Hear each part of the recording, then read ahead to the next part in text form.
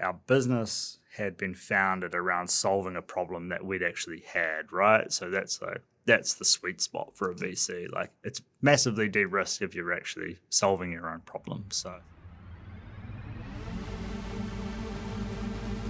The New Zealand Business Podcast, brought to you by Gorilla Technology, your strategic and proactive IT partner. Greetings and welcome along to the New Zealand Business Podcast. I'm your host, Paul Spain, and today on the show we are talking with Matt Hayter, who is the founder and Chief Product Officer at Projectworks, New Zealand-born software platform that's transforming how professional services firms manage their businesses and their projects.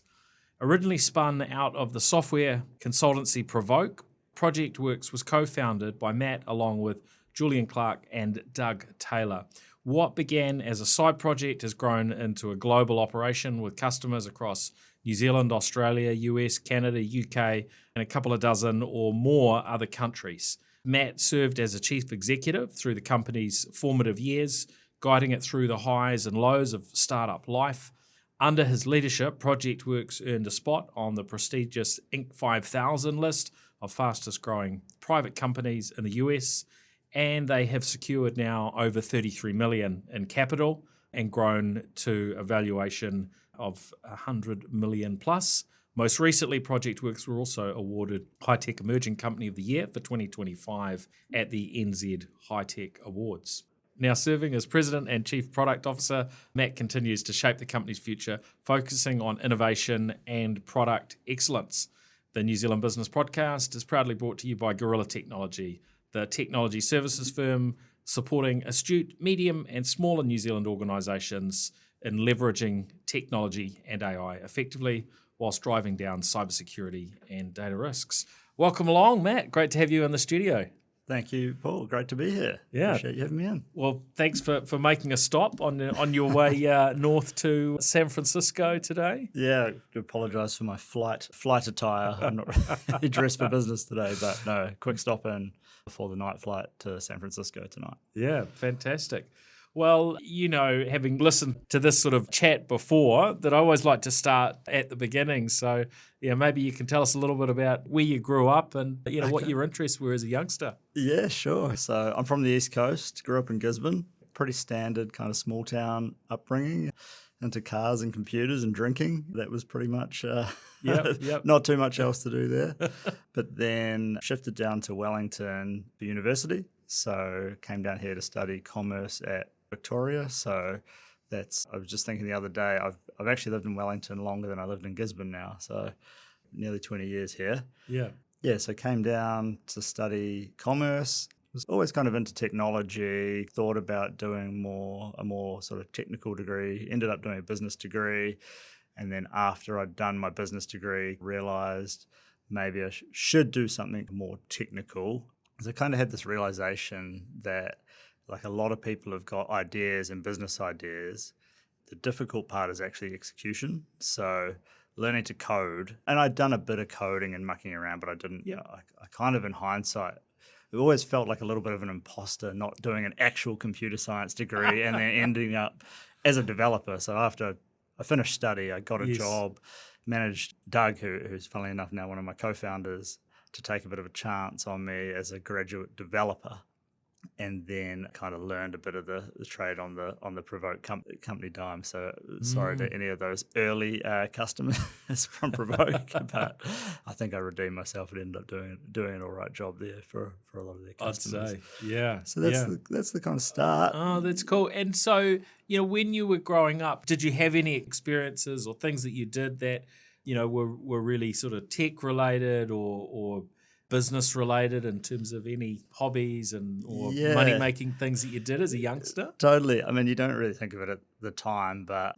I would definitely have been, and probably still am, considered, you know, what you call a bit of a wheeler dealer. Yeah, so okay. A lot of time spent browsing the Eastland Trader, looking for deals for cars I could flip or computers I could flip. So yeah, a lot of time rebuilding computers or buying and selling cars and bits and pieces on Trade Me, and definitely always loved the thrill of a chase on a Yeah. good deal. So Yeah. you might buy a car for $1,200 and spend weeks fixing it and sell it for $1,500. Definitely not worth the time you spend on it, but you kind of get more of a business sense over time. And so a lot of that kind of stuff. And I think my earliest business was probably at primary school.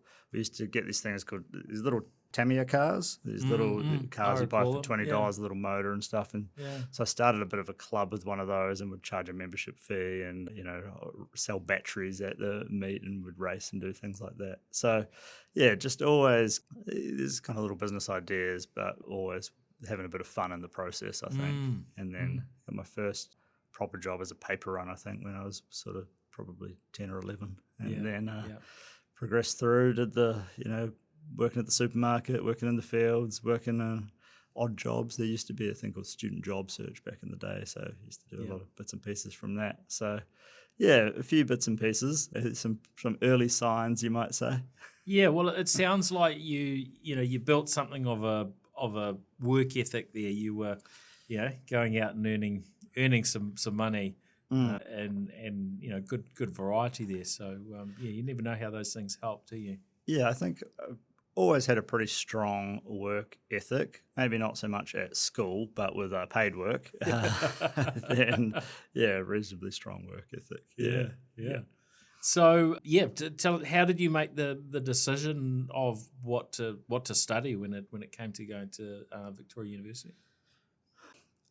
That's a good question. I don't know. Well, I always wanted to do something, something kind of technical and something businessy. And so I did a commerce degree and chose information systems and e-commerce as my majors. So that was kind of the closest bridge I could find to be kind of technical business. So that was really the main thing that kind of, covered both of those interests, and I thought would be a good foundation for doing something else after. Yeah.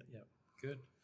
And so you talked about Doug employing you. So how did all those sort of dots join up from studying to getting into the workforce and getting into being a software developer?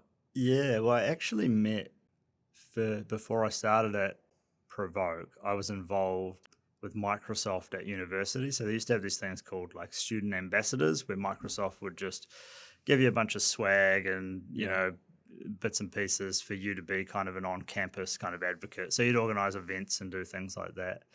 And I met one of Doug's Provoke co-founders, a guy, Brendan Ford, at one of those events and kind of got on pretty well with him. And then I kind of... Brendan's a pretty good guy. Yeah, you know Brendan? yeah. So he's pretty hard case. So, and Doug was kind of the more like technical, considered guy than Brendan. So I got in there for an interview and Doug was a little bit like, what have you, like, who is this guy, Brendan? But all right, we'll take it part. He's got the good attitude at least. So yeah, so started working for Doug as a developer. Doug was at that time leading the kind of development team, engineering team at Provoke. And then, so I've worked with Doug for, it's probably 18 years or so now. Wow. Yeah, so bit of a stint. So that's sort of going back to sort of 2007, 2008 sort of era. Yep, I started just as the financial crisis hit. That was my introduction to the workforce. Okay. Yep. Oh, well, it was good that you had work at that time. Sure was. Yeah. Fantastic. So, walk us through what was this first part of your career and your journey like, because this has been your career, right? Working with this, I guess somewhat changing, but also some of the same people right through that journey. Yeah, and you've had some pretty impressive achievements in terms of where you've got to with Projectworks, but what happened in between, times? That's true. I mean, so like I said, I started working with Doug back then, 2007, 2008. Our other co-founder, Julian, was on the team at the same time. So the three of us have actually worked together for that long. But yeah, so I started as a grad developer, and I put in the yards to become a formidable developer. I'm certainly not the best developer out there, but I know enough to kind of be dangerous.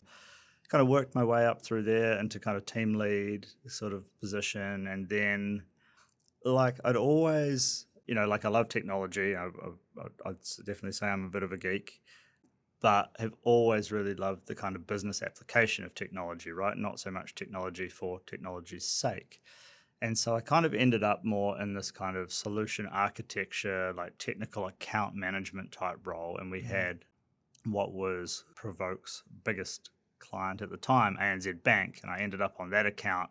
And then, a bank is a gold mine for technical opportunity. So I was kind of in this technical role, but ended up getting on quite well with kind of our business context there, and ended up building out a pretty large kind of program of work for Provoke just off the back of those initial kind of systems that we were actually engaged to build. So built out a significant chunk of Provoke's kind of revenue after a while just by, constantly looking for those kind of new opportunities. So I worked up through, I was in this technical account management solution architecture type role. And then, I'd been doing that for a few years, and I'd always had that entrepreneurial itch. Decided it was time to go and actually build a startup, or kind of, I'd done the apprenticeship. It was time to go and now I can go out on my own. And Julian and I, my co-founders, we worked really closely together building out that ANZ account. We were kind of the two that had built that. And then we were like, okay, let's go and start something. We started on another sort of nights and weekends side project. It was a platform called Main Street, which is kind of the equivalent of Shopify today.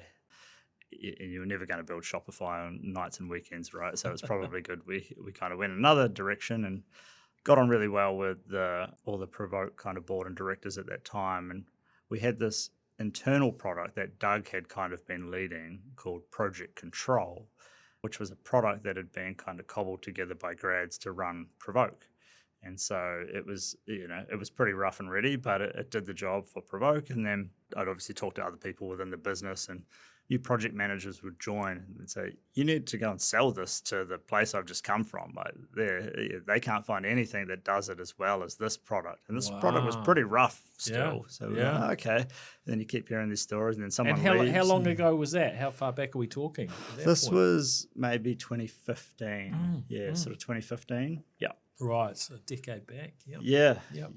And then, so we put together kind of a one-pager business case to the board and said, hey, look, let us spin out this IP into its own company.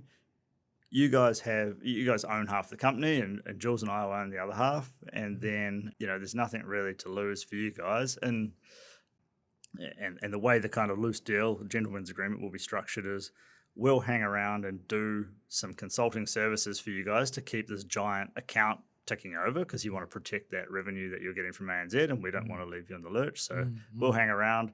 That'll also kind of cover our costs a bit. So you provide us a place to work and the infrastructure and laptops and all of that, and we'll just start spending our time kind of doing this.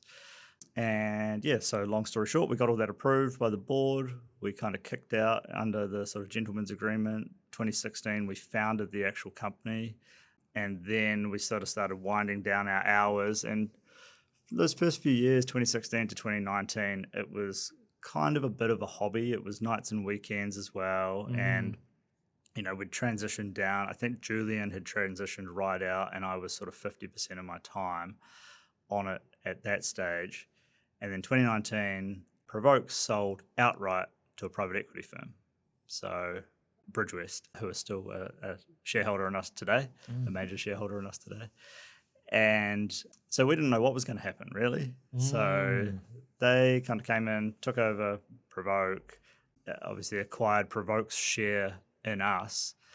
And then it was kind of up to Doug and I to go and talk to our new kind of overlords as to determine our fate. How did that feel when you knew you had to do that, and you mustn't have known quite what to expect, right?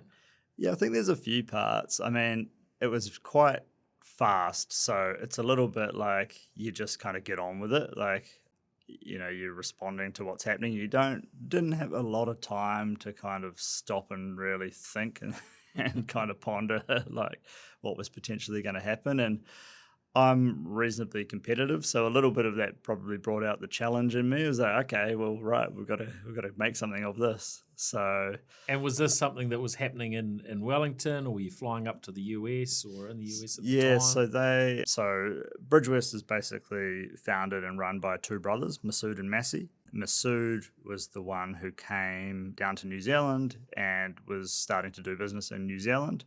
So Doug had met Masood once or twice, I think, before as part of the Provoke deal, or maybe a couple of times. But basically, it was like, Doug and Matt, get on a plane, come up to Auckland. We're going to I think we spent the weekend with Masood kind of in a room on the spreadsheets, being like, this is the plan, this is Projectworks. So I'd had about a week or so to prepare. So I had like all our business case together and all the kind of value prop and all the numbers and blah, blah, blah. And Doug and I had what we thought at the time was a pretty attractive kind of budget around what we were going to do. And we jump in with Masood and he's like, yeah, I think this needs to be like about 10 times faster and about 10 times as big, basically. Wow. So we're like, I'm going to go and do some bits and then I'll come back and then we'll have a look. So basically, figure out a budget that's gonna get us to. I think we wanted to get basically that first goal was to get to that kind of $100 million valuation. So which was great that we got there, kind of last year with our round. But that was basically a kind of an MBA in a weekend with Masood. Very smart guy. I think the Bridgewest portfolio has something like 80 businesses, and he's pretty involved with all of them. I don't think the guy sleeps.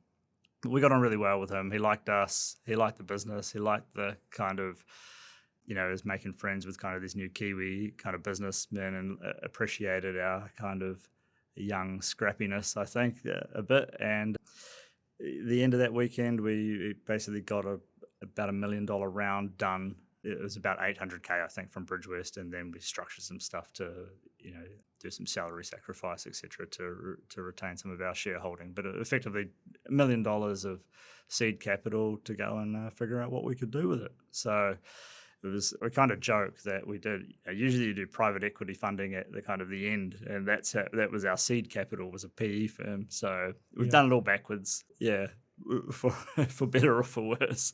I mean, I'm pretty happy with where we are now, but that made some things pretty difficult being private equity backed from day one.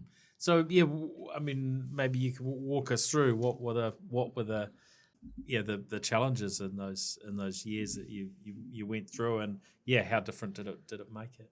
Yeah, well, I guess usually when a company gets private equity backing, the company has a team of people that can do stuff, and there are a lot of expectations on reporting and certainty. You're almost like reporting like you're a public company at that point. We had nothing at all, so we're like, here's the weekly reporting meeting, here's the template, here's like this you need to have and this you need to have. It's like, well, how are we going to have any time to actually build the company? So pretty hard, like in terms of being, I mean, you're incredibly spread thin as a startup founder anyway, because you're doing everything. We had this extra layer, I guess, of requirement. Where it came back to benefit us, though, is when we did our round in 2022, kind of our first kind of external round, when Punakaiki joined, so the New Zealand VC Punakaiki Fund joined. They were like, wow, you guys have kind of got it together with your books and, your budgets. Like, we don't really see this at this stage of company. So there was a lot of good detail and data reporting to go from, which really helped with that kind of diligence process. Yeah. So at that point, you started getting some benefit out of the that point. hard yard you'd been putting in. Yeah.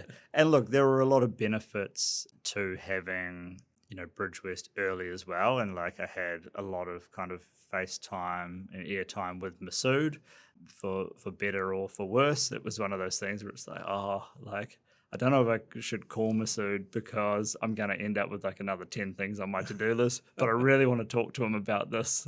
So I sit there and think, it's like, should I call him and talk about it? I know it's going to end up with me needing to do more things because Masood's million miles an hour. Yeah, we'll do this. And obviously has the means and teams to kind of to do these things. Yes. So it was, it was in hindsight, it was tough at the time, but it was a great way to fast track learning a lot. So no regrets for sure. And with the way he worked, do you think that helped? Despite the extra sort of load that you had from a reporting perspective and so on, do you think that helped sort of speed you up overall, or when you kind of on balance with the extra work, do you think you slowed down, or it's so hard to say, right? Because I don't really have any comparison. I think there were definitely things that we were kind of encouraged or directed to do that were not the best things to do and were not the best things for the company, but like kind of on netted out, I think it was probably a pretty good result, having that access and having that, just kind of that muscle and backing behind us. So yeah. And now, how's the team? During these times, how's your team sort of grown and built out from the two of you initially? Yeah. So now I think we're about 65 people now, which is always kind of funny to think about. So, started a company that's got, we've got 65 people or so working for us. That's pretty cool. But yeah, it's kind of a bit of a third person experience. You're like, that many people have kind of followed what we want to do. So it's very humbling. It's very cool. But yeah, in that first year, so it was me, Doug, and Jules, and then we brought another person with us when we spun out of Provoke, so Zabe, who leads our customer success and has kind of led that through.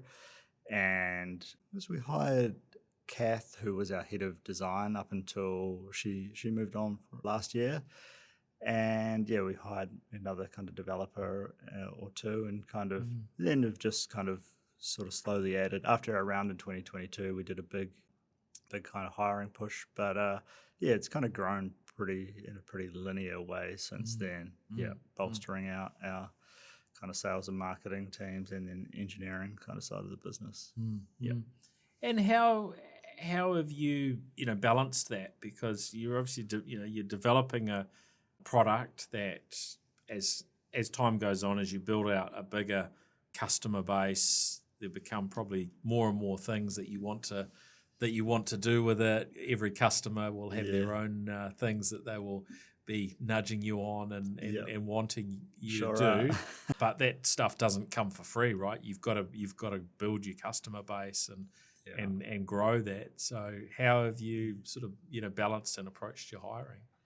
Yeah, I mean, you're absolutely right. And product is very fun and very hard at the same time, because everything you add for one customer is a distraction for another customer a lot of the times, because not all customers want the same stuff. So it's as much about trying to take stuff away or consolidate stuff.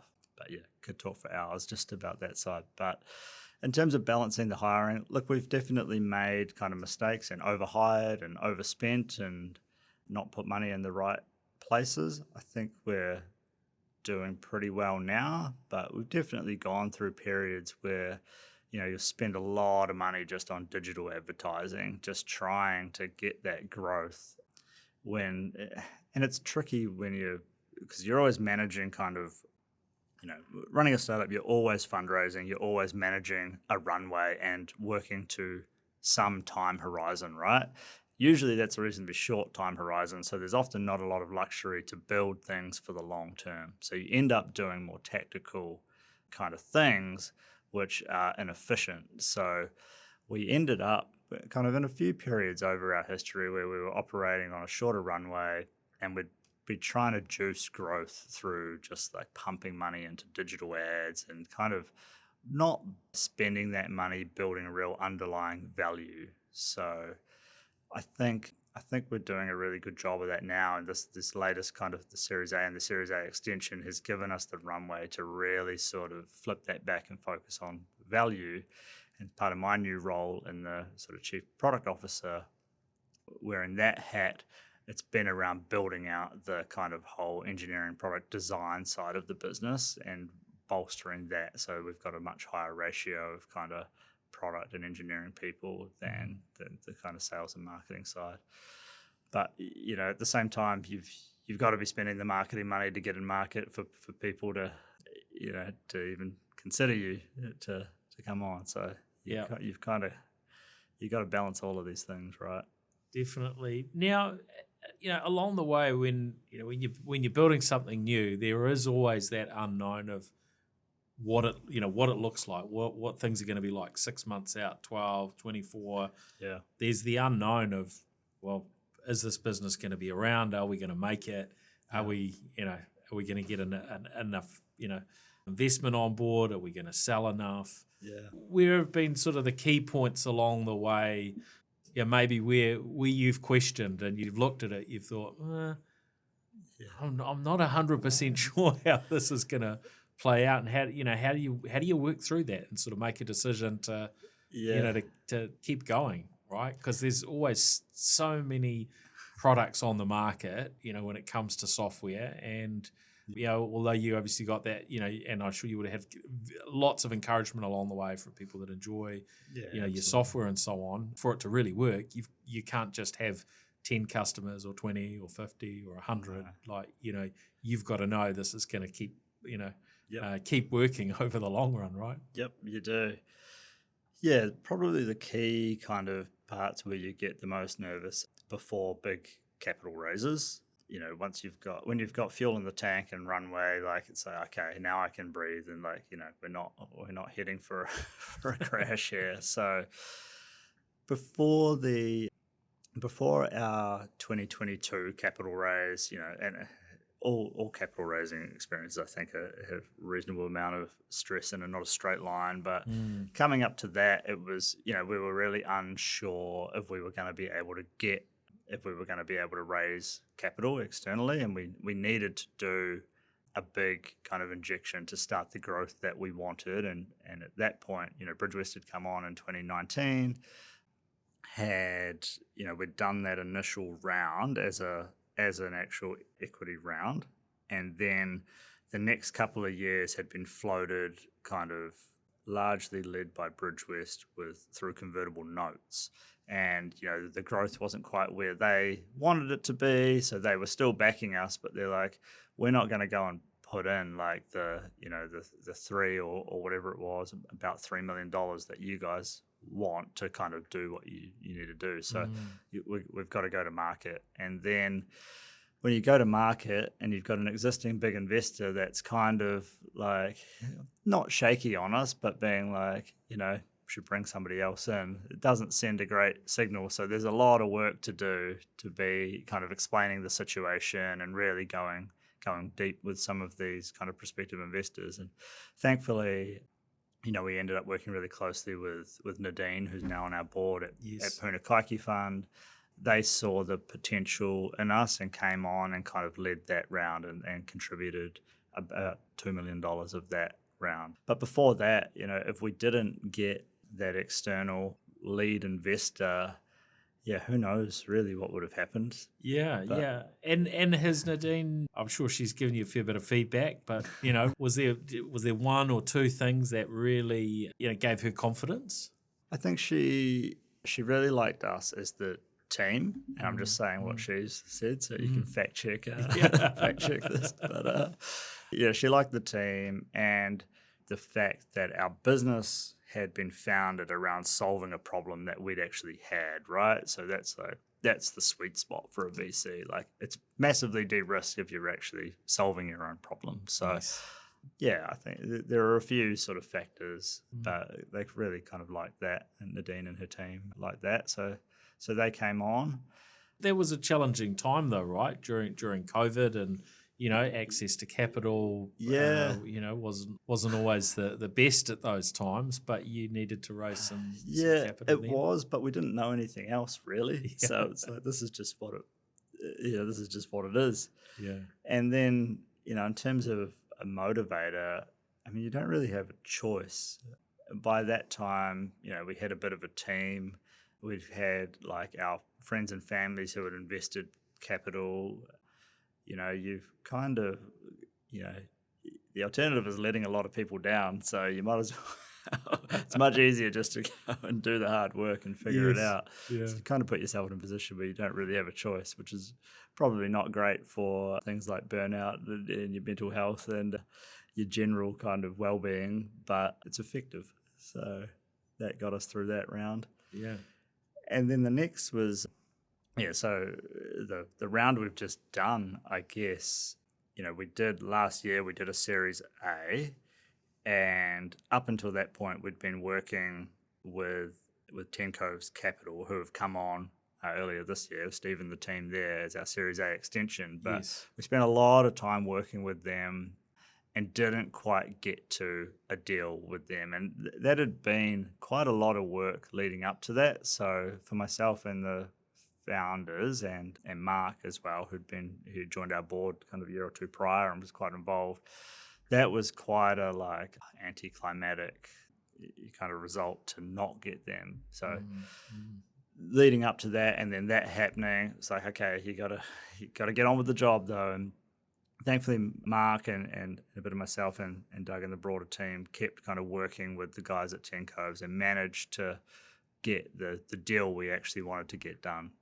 earlier this year. So it's just it's difficult in terms of the amount of work, but just the uncertainty over such a long period of time to get there, it really does kind of wear you down. And it's a massive distraction from the business. I've achieved, since we got that deal done earlier this year, I've just achieved so much of actual work. I'm just I'm going to work each day. I'm talking, talking about actual product and customer problems and things, rather than talking to lawyers and deal structures and stuff that I'd be happy to talk about that stuff ever again.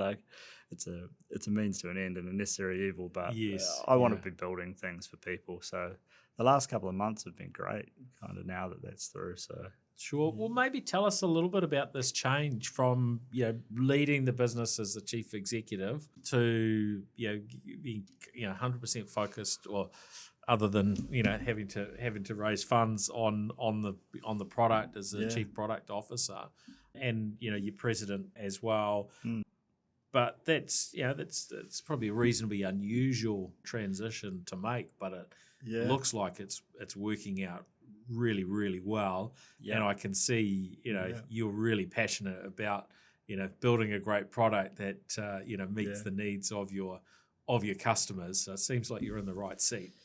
Totally, yeah. I mean, it was really, it's easy to sort of say it's luck. I'm sure it is more than luck, but it was definitely a bit of an aligning of the stars, at least with, so Mark had joined our board a couple of years prior, and Mark and I got on very well very quickly, very similar kind of outlook on a lot of things. And Mark had become a pretty good kind of just advisor to me in his board position. So Mark's been in the CEO seat before and has, been in startups, and also, you've met Mark and interviewed him, very calm demeanor, not interested in any politics and any kind of, stuff that's not actually creating value.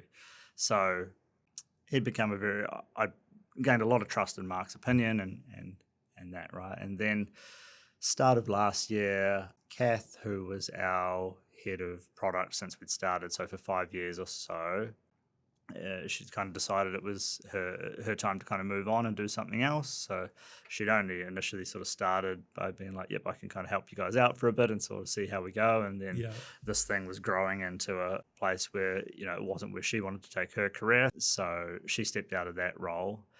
Around the same time, Mark had just sort of finished up his kind of, you call it your kind of golden handcuffs period at the company he'd prior exited, and was thinking about what to do next.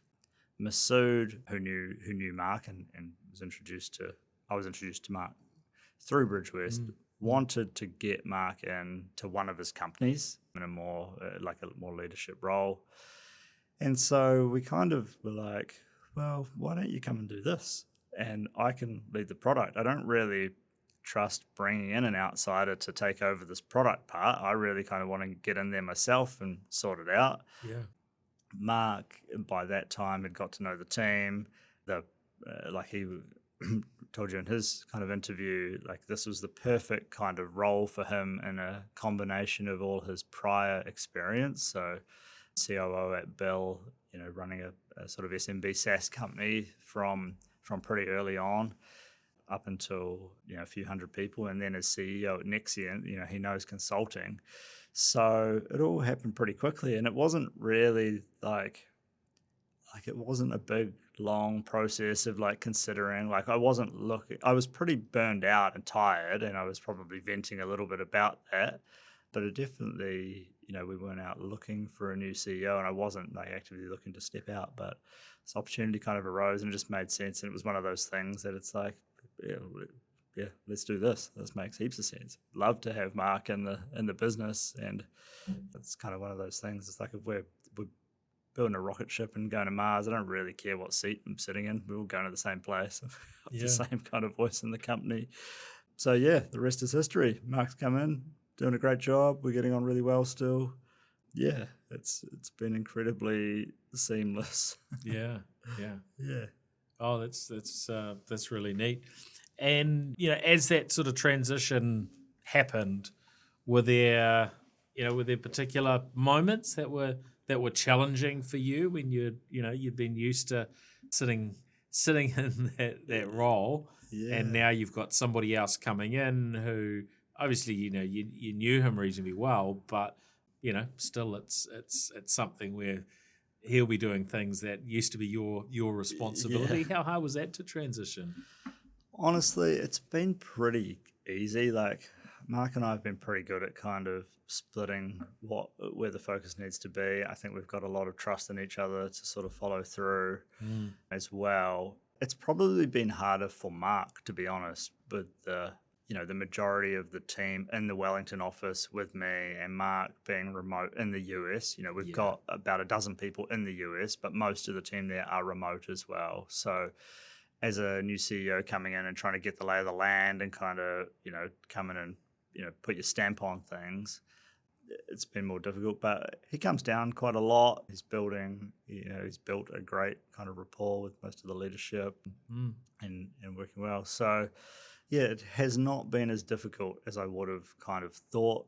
We still work pretty closely. I mean, even prior to Mark coming in, I would very rarely just be making like big company decisions in isolation. Like myself, Doug and Jules all know each other's strengths, all know each other's weaknesses, and kind of, we were kind of like the three-legged stool, I guess. At the same time, we all kind of relied on each other. Yes. And so Mark kind of came and slotted into that dynamic pretty well. Very low kind of ego, very, like I say, high trust in each other and each other's expertise. So it's been pretty good. I mean, we talk most days and deliberate on the important topics of the day, and kind of get on with it. So yeah. Now the way that we work in New Zealand compared to the way I guess the US operates, there are some differences. There are. Walk us through what have been the things there that whether it's working with Mark or others across the team that you've picked up, and whether it's adjustments that you've made or things you've liked or not liked around working with those from the US, because I think this is a really really quite a common journey for New Zealand startups. But there's always aspects that probably after a bit of time you maybe appreciate a bit more. Other things maybe have caught you by surprise. How's it, what can you share? Yeah, well, I mean, most of our team are kind of West Coast, so there's not that big a cultural difference from just from a kind of getting on with each other perspective. So our first US hire was Madeline, who's our now CRO. So I've talked to her kind of almost every day for the last sort of when did she start? Maybe sort of 4 or 5 years ago. Yes, yeah. But there are some things like I think work for Americans, in my experience, it's a lot more kind of transactional, like the role you're in. Like people come and go from different jobs, and there's less kind of attachment to like that identity as the company. At the same time, I think generally speaking, not always, the work ethic is higher. though I think there's kind of maybe at both spectrums, there's some pockets where the work ethic is very low. Sure. And we've exited people for that in the US, but generally speaking, very high kind of work ethic. People expect to be doing kind of the long hours. You often, like Kiwis will spend 10 minutes having to small talk at the start of each meeting. You don't have to do that as much. Americans, you can kind of get into a meeting and kind of get on with it. Yeah, Doug's making it his life's mission to introduce them to as much kind of Kiwi and Aussie slang as possible. So he's satisfied if he comes out of a meeting having to explain a new phrase or something. So, but they love it. I mean, Americans seem to quite like Kiwis. And I mean, all the Americans that we work with, we get on really well, really friendly. So the cultural barriers actually not as big as you would have thought. I mean, this is kind of California and Washington State generally, so pretty kind of, a lot more aligned kind of culturally to your typical Kiwi. But even then, I mean, I guess the politics can be pretty polarizing in some cases between one country and another. Yeah. It's funny because on the ground, like, in my experience in the US, I've spent quite a bit of time there. Like, nobody really talks about politics. It's amazing how kind of our media, like the lens we get of like what America is, and being on the ground there, it's very stark contrast. Oh, that's interesting. Now, what are the other sort of points where you've that in hindsight you've had some good learnings along the way? You mentioned earlier around maybe you had overemployed and so on. What are some of those things where you've got a lesson or two that you've walked away with? I think one of the lessons is that, and I've given this advice before, so. And I hesitate to give advice because the advice is actually about not taking advice. But there are a lot of people out there who want to give you advice. There are a lot of experts. But I would just say, like, we've taken advice from people who have never actually been kind of in the seat doing exactly what you're doing. And that usually doesn't end up being good advice. So the best advice I've usually had is going and talking to other founders and other kind of people who have been in the seat. So joining a member of a few different sort of founder groups, one in New Zealand called Level Up, one in the US called Hampton.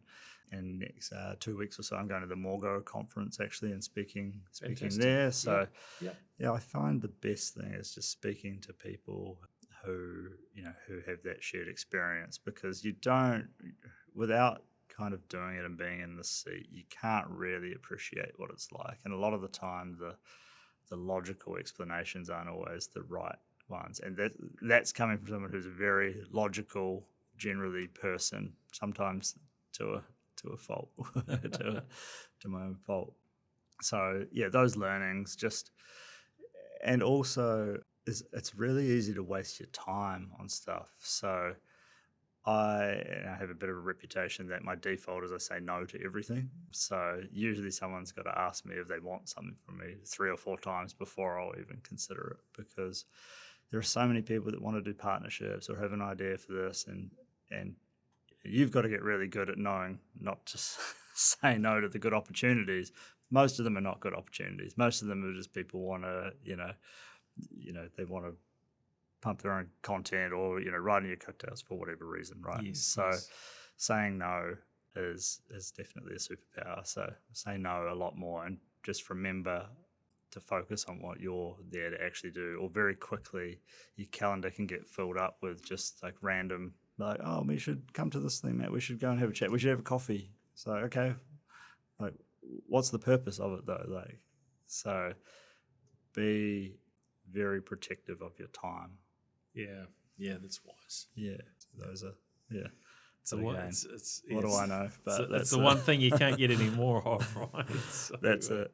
Yeah, absolutely. Time is, say sometimes it's a little bit facetious, but like problems that can be solved with money are the best problems to have, because there's a solution. The ones that need your time are the problems. Yeah. Good. So what's what's next? What do you see the future being for Projectworks from here? Yeah, great question. So, like I say, I've been kind of head down more in the product space the last couple of months. Board meeting in the US tomorrow to kind of go through my proposed kind of product vision and strategy with the board and hopefully kind of get all their buy-in. But it's really around building kind of the platform that kind of defines SMB consulting. So we want to have the platform that becomes that kind of household name, the name synonymous. Like if somebody says sort of CRM, you'd think Salesforce, maybe HubSpot, accounting, you've got Xero and QuickBooks, task management, you've got kind of Atlassian, Jira, etc. There's nothing really in the consulting space. Sort of our market is pretty fragmented in terms of the offerings out there.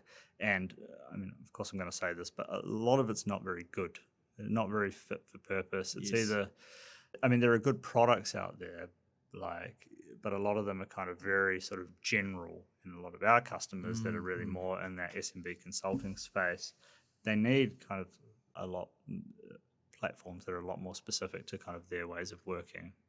So what does that look like? So heavily investing in AI at the moment. We're working on a really cool product extension around AI enabled or using Gen AI to generate proposals. So talking to our customers, the most expensive resources in their businesses, which a lot of the time are kind of their founders and principals, etc. Yeah. They spend a disproportionate of their time working on responding to proposals, which is non-billable work, which is consultancy. That's what you need to be doing, right? Your time is money. Yeah. So we're working on some really cool kind of AI prototyping to be able to basically go and ingest all of the proposals you've ever done or responses to RFPs, and then kind of go and tune kind of how your tone of voice and kind of all of the things that you'd want to reflect in a response to a proposal, and then be able to just feed like an RFP into it or some sort of request into it, and our system kind of generate a response to that, be able to kind of go and answer all the questions based on all your historic data, be able to do, put forward the best resourcing plan, because we know in Projectworks all your resourcing and all your people, and we know basically more about these people than any other data source, because we've got every timesheet entry they ever did, every kind of invoice line. So you build up a really good profile of these people and what people are good at and how successful the projects were that they worked on. So building this awesome kind of proposals engine that we're kind of launching a few customers into helping us build out a beta on at the moment. So that's going to be really fun.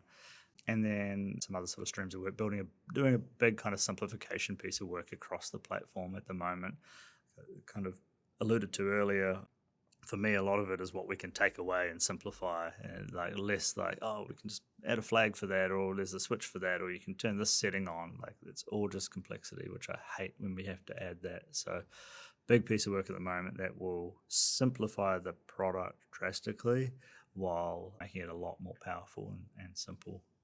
But yeah, we're kind of trying to build Projectworks into that kind of project management co-pilot consulting coach as well. So a lot of investment in the kind of underlying AI platform to help enable that. Yeah. And then growth really is that's really the exciting directive. Yeah. Well, the time I've spent looking at Projectworks, really impressed. Thank you. Yeah, just I think there's pretty smart stuff there in terms of being able to plan out your workloads and your projects, and understanding your resourcing, whether you're burning people out or whether you've got the capacity to take on the work that you want to say yes to, and so on. So it's always the problem in consulting. You've either got too much work or not enough work, or too many people, not enough people. So helping people solve that. So look, really good stuff. Real privilege to have you on the podcast. Thank you, Matt. Appreciate it. And for those that are interested in maybe hearing a little bit more about Projectworks,